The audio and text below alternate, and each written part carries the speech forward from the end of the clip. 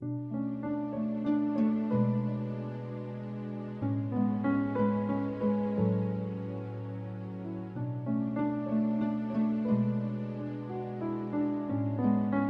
is my 3-year-old.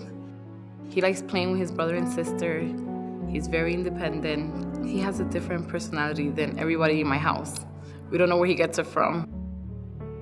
We started off going to the pediatrician because he had an earache, and she prescribed him the amoxicillin antibiotics and Motrin for the fever.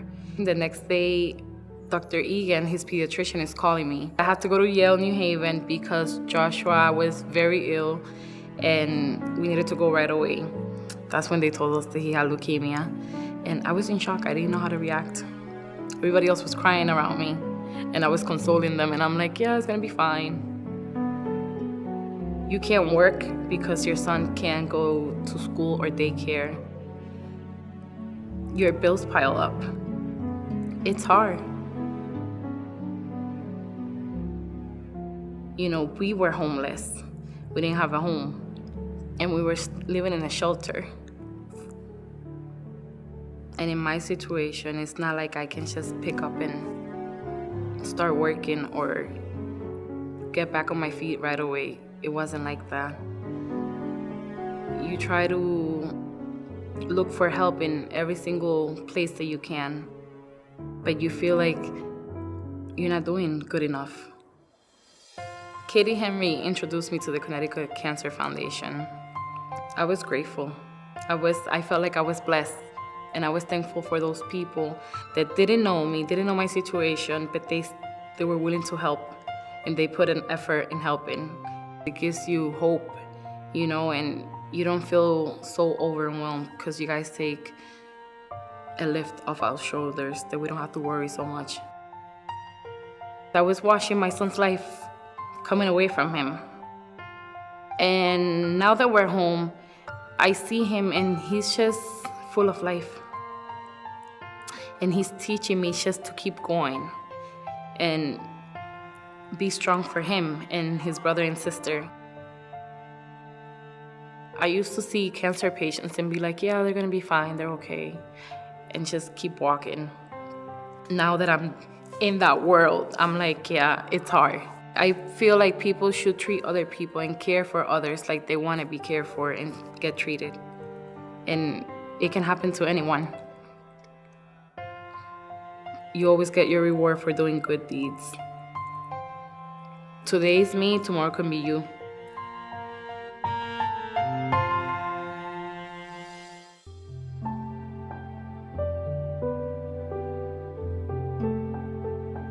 Lavinia is my beautiful daughter. She loves to dress up and play dress up. She loves art. She's really artistic.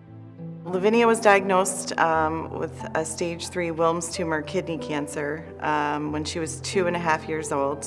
Rare childhood kidney cancer, only 100 cases in the US a year. They removed the whole kidney and adrenal gland, and she also had a 7-inch tumor in her 2.5-year-old body. That was also spreading to her vena cava, which is the major artery leading to the heart. The impact of hearing that news, I feel like it's earth-shattering. There's really you don't ever get over those words. They never leave you.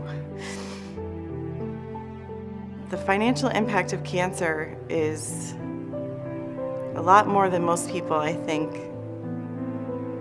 acknowledge in some ways. They assume you have insurance, so everything's all set. But a lot of times you're living out of a bag. And so that's where I feel like the foundation sort of came in and supported us, because they picked up all the details that I just couldn't. I had no willpower anymore to do that. None of that mattered. My daughter's life was the only thing that mattered at that point.